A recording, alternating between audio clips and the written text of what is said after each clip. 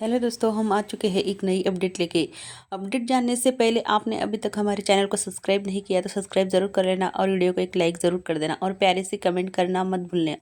यहाँ पर इशिता रूही को लेकर भाग रही है क्योंकि वो नहीं चाहती है कि रूही को शगुन अपने साथ लेकर जाए, क्योंकि शगुन ने रूही को कहा है कि मैं रूही की कस्टडी लेना चाहती हूँ और रूही हमेशा के लिए मेरे साथ रहेगी।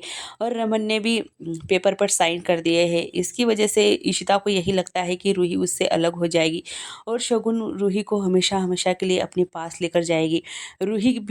इशिता बिना बताए घर में किसी को भी नहीं पता होता और रूही को लेकर रात में ही निकल पड़ती है अपना सामान लेकर। रूही कहती है कि मुझे पापा को फ़ोन लगाना है, इशिता मम्मा मुझे फ़ोन दो, और मैंने उसे तो उन्हें बताया भी नहीं कि हम कहाँ जा रहे हैं। तभी इशिता रूही को कहती है कि बेटा हम एक गेम खेल रहे हैं, आपको तो पता है ना, आप देखते हो टीवी में तो कैसे गेम खेलते हैं लुपा छुपी वाला, हम वैसे ही गेम खेल रहे हैं। और ये बात ज़रूरी है कि हम दो माँ बेटी ये गेम बहुत जल्दी जीत जाएंगे और हमें जीतना है। यहाँ पर रूही से कहती है इशिता कि तुम मेरा साथ दोगी ना एक गेम जीतने में। यहाँ पर रूही कहती है कि हाँ इशिता मामा, मैं आपका साथ दूंगी। तभी यहाँ पर वहाँ पर पुलिस आ जाते हैं इशिता को ढूंढते ढूंढते। इशिता को और रूही को ये पुलिस शगुन ने बुलाए होते हैं, क्योंकि यहाँ पर शगुन कहती है कि वो जो इशिता है वो मेरी बेटी को लेकर भाग रही है। यहाँ पर एयरपोर्ट पर इशिता और रूही दोनों खड़े होते हैं। इशिता की नज़र पड़ती है पुलिस पर इशिता बहुत घबरा जाती है।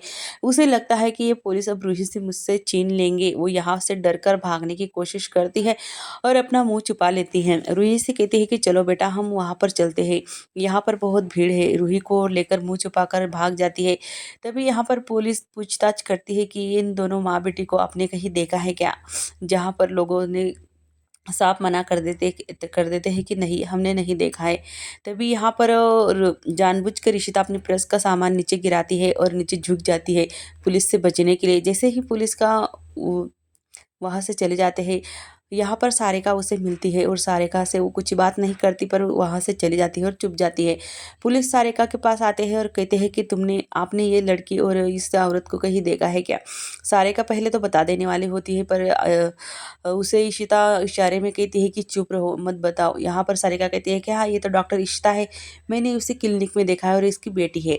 तभी यहाँ पर पुलिस कहता है कि नहीं हमें एयरपोर्ट पर ही, मैं पूछना चाहता हूँ कि एयरपोर्ट पे कहीं देखा है क्या।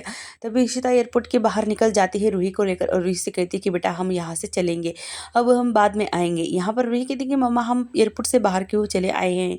तभी इशिता कहती है कि नहीं बेटा मुझे कुछ काम याद आ गया है, हम रोड के उस पार चलते हैं।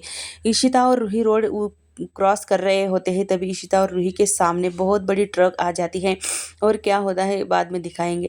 यहाँ पर रोमी आता है और रोमी को सारिका मिलती है। रूमी कहता है कि सारिका तुम यहाँ पर क्या कर रही हो। सारिका कहती है कि मैं तुमसे कोई बात नहीं करना चाहती, बस इतनी बात बताना देना चाहती हूँ कि मुझे अभी अभी इशिता यहाँ पर मिली थी और रूही भी थी उसके साथ, और वो उसने ही मना कर दिया था कि पुलिस मुझसे पूछ रहे थे तो मैंने बता दिया झूठ मूठ का। तभी यहाँ पर इशिता और रूही रोड क्रॉस करते हुए उनके सामने बड़ी सी ट्रक आ जाती है और अब क्या होगा बाद में दिखाया नहीं अब तक एपिसोड में। तभी यहाँ पर रमन और इशिता के जीजू घर पर आते हैं, क्योंकि वो बहुत परेशान हो चुका होता है। रमन इशिता और रूही को ढूंढ ढूंढ कर, घर वाले उससे उनसे पूछते हैं कि क्या हुआ, इशिता मिली और रूही मिली क्या। यहाँ पर रमन कहता है कि सारी जगह हमने ढूंढ लिया है पर इशिता और रूही का कहीं पत्ता भी नहीं है। तभी यहाँ पर इशिता की अम्मा बहुत रोती है और कहती है कि मेरी बेटी के साथ कुछ गलत ना हो जाए, वो सही जहाँ भी रहे वो अच्छी सी रहे यहाँ पर। तब तक रोमी आता है। रोमी कहता है कि मुझे सारिका मिली थी और सारिका को भाभी और रूही एयरपोर्ट पर दिखाई दिए थे। तभी यहाँ पर वो घर वाले उससे पूछते हैं कि तुमने रोका क्यों नहीं, वहाँ पर ढूंढा क्यों नहीं। रोमी कहता है कि मैंने ढूंढने की बहुत कोशिश की पर भाभी और रूही वहाँ पर नहीं थी। तब तक यहाँ पर रमन को फ़ोन आ जाता है अस्पताल से और रमन से वो नर्स कहती है कि यहाँ पर एक बेटी और माँ की लाश पड़ी अस्पताल में। तब यहाँ पर सारे घर वाले रोने लगते हैं कि ऐसा नहीं हो सकता, हमारी इशिता को कुछ भी नहीं हो सकता, इशिता और रूही सही सलामत हो गए, मुझे हमें ज़रूर पता है। यहाँ पर रमन तो पूरी तरह से टूट जाता है। रमन और इशिता की जीजू दो ये अस्पताल भागकर जाते हैं और देखने के लिए कि आखिर है क्या। यहाँ पर इशिता की माँ बहुत ज़ोर ज़ोर से रोने लगती है उस इशिता के लिए और रूही के लिए। घर वाले काफ़ी परेशान हो जाते हैं। यहाँ पर रमन के दिमाग में कुछ भी चलता रहता है, क्योंकि यहाँ पर इशिता गई है घर छोड़ के, किसी को बिना बताए तो कुछ भी हो सकता है। यहाँ पर रमन आता है, रमन इशिता के जीजू आते हैं। रमन वहाँ पर जो यहाँ पर जो टेबल पे जो लाश होती है वो उठाकर देखता है कि कौन है। आखिरकार उसका तो हाथ ही नहीं उठ चल पा रहा था, क्योंकि उसके दिमाग में कुछ बात नहीं घुस रही थी। वो बहुत डरा डरा सा और सहमा सहमा सा खड़ा था। उसने जब देखा तो वो कोई और थी, और वो बस पीछे हट जाता है और इशिता जी के जीजू से कुछ कह नहीं पाता। तभी इशिता के जीजू वहाँ पर आते हैं और वो भी देखते हैं कि आखिर कौन है। वो देखता है और रमन की तरफ देखता है और फिर से कपड़ा डाल देता है मुंह पे। यहाँ पर रमन और इशिता के जीजू गले लगते हैं और कहते हैं कि ये तो नहीं है, ये कोई और है। यहाँ से वो उसे थोड़ी राहत मिलती है रमन को और इशिता के जीजू की कि आखिरकार ये वो लोग नहीं है। यहाँ पर शगुन आदि से कहती है कि आदि, रूही घर छोड़कर चली गई है। तभी यहाँ पर आदि कहता है कि ऐसे कैसे जा सकती है। तभी शगुन कहती है कि हाँ, वो इशिता थी, उसके साथ उशिता ही उसके ले गई है।